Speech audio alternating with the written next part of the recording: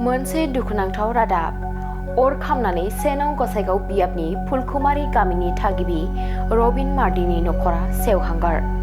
सेनाव बियाबनि सिङाव थांनाय फुलकुमारि गामिनि थागिबि रबिन मार्डिनि नख'रनि साखाथियाव थानाय हाग्राखौ सोरबा सिनाय मोनै सुबुङा सावनानै गालाङो, जायनि जाहोनाव ब्लाव ब्लाव जोंनाय अरा रबिन मार्डिनि न'आव नांदेरहैयो। अरा नांदेरहैनायनि जाहोनाव गंब्रै न'आव अर खामनायजों लोगोसे नख'रनि गासैबो गानग्रा जोमग्रा जिफोर, जाग्रा आदारफोर आरो नख'रनि गासैबो गोनां जिरादफोरा अर खामनानै सेवहांगार जायो।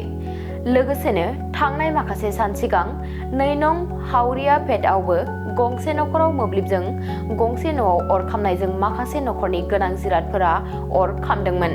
दिनै बै दुखुथिया नख'रफोराव एमएलए जिरन बसुमतारीजों लोगोसे TCLCC मासिगिरि निथुन बसुमतारीया खौरां लाहैनायजों लोगोसे संसार जानायाव गोनां जानाय मुवा बेसादफोरखौ राननानै हैदों।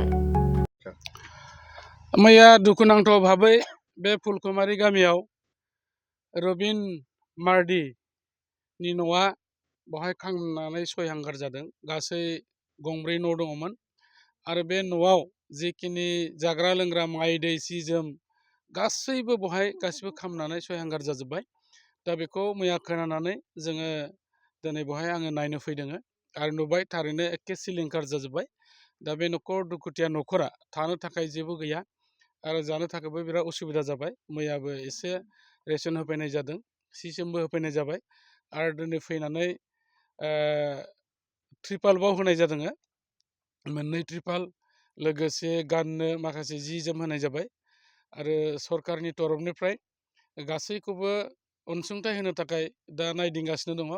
अलरेडि पुलिस रिपर्ट लानाय जाबाय आरो दा बावैसो जिहेतुके बे ओनसोला फरेस्ट रिजार्भआव गोलैयो, रेन्जार बिथाङाबो फैगासिनो दङ आरो गासैखौबो नायदिंखांनायनि उनाव गासैखौ रिपर्टखौ साबमिट खालामनायनि उनाव बेयावहाय जिखिनि खथि जाबाय, खहा जाबाय, बे खहा जानायनि थाखाय बे नख'राव सरकारनिफ्राय माबा मोनसे अनसुंथाइखौ थाबैनो होनाय जागोन।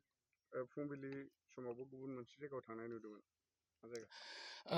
दिनै आरोबाव जोङो मोनसे जायगायावहाय दहाय फुङावहाय नायबोदों, बे जाबाय हावरिया पेट नाम्बार 2। बावहायबो दाखालि अर खामनानै पार्टलि बिनि न'आ एसे खहा जादों आरो बेखौबो दाखालि सरकारनि फालफ्रावबो नायनाय जाबाय।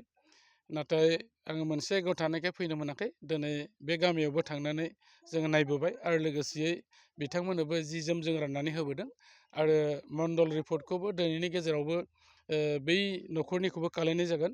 गतिके मोननै नख'रनो सरकारनि तरफनिफ्राय जिखिनि जोङो अनसुंथाइ होनांगौ रिपर्ट अनुजायै बेखौहाय होनाय जागोन। मा जाहोनजों अरखौ खोमदों होनना नोंथाङा सानो? दा मोननै दाबनै जायगा, हास्रावबारि नाम्बार 2आव हावरिया पेट नाम्बार 2नि खामनाया जाहैबाय कारेन्टनि सर्ट सार्किट जानानै जादों होननानै जों मिथिनो मोन्दों आरो नैबेना जाहैबाय खाथियावनो मोनसे हाग्रा दङ, बे हाग्रायाव सोरबा अर सावनानै होलांदोंमोन आरो मानसि गैयैनि जाहोनाव बे हाग्रानि अरा बे न'आवहाय नांफैनानै बेहाय खामनाय जादों होननानै जोङो बिथांमोननिफ्राय बेखौ मिन्थिनो मोननाय जादों। नोंथाङा रेलवे, आसाम पुलिस, बेंक, टेट बायदि सरखारि साख्रि मावनो गोसो दं नामा? एबा नोंथाङा बेफोर बायदि साख्रिनि थाखाय थियारि खालामगासिनो दं नामा? नोंथाङा railway, Assam police, banking, SSC, Assam direct recruitment, TET बायदिनि आनजादखौ खनले होदोंब्लाबो जाफुंसारनायखौ मोननो हायाखै नामा? जुदि नोंथाङा railway, Assam police, banking, SSC, Assam direct recruitment, TET recruitment आनजादनि थाखाय थियारि खालामगासिनो दङब्ला नोंथांनि थाखाय लानानै फैदों मोनसे मोजां रादाब। लास्ट ईयर से कोचिंग स्टार्ट किया, बट कोचिंग ज्वाइन करने के बाद ही मेरा एग्जाम क्लियर हुआ। तो मेरा इस साल 3 एग्जाम का प्री क्लियर हुआ, CHSL का प्री क्लियर हुआ, फिर IPS PO का मेरा प्री क्लियर हुआ है और CGL का भी मेरा प्री क्लियर हुआ है। तो अभी मैं मेंस का प्रिपरेशन कर रहा हूँ। क'क्राझार सहरनि RNB road ward number 6 Sai Baba मन्दिर एबा एयारटेल अफिसनि साखाथियाव दङ IBT कचिं इनस्टिट्यूटआ। IBT कचिं इनस्टिट्यूटआव banking, SSC, railways, defence, TET आरो गुबुन सरकारि साख्रिफोरनि आनजादनि कचिं होनाय जायो आरो बेनि मुं थिसननाया दासान्दि सोलिगासिनो दङ। आं नाजाथाय मेथ्सफोराव उइकफोर नालाय ओमफ्राय दा बाहायनायानो एसे थाबसिन जाबाय आरो बाहाय CA क्लासबो जायो, माने सामफ्राम कारेन्ट एफेयारफोर जानाय, वार्डआव मा जानाय, जियाव मा जानाय बिदिखौ मोनगोन। ओमफ्राय टिचारिंफोर इंलिश क्लासा जोबोद खाथियाव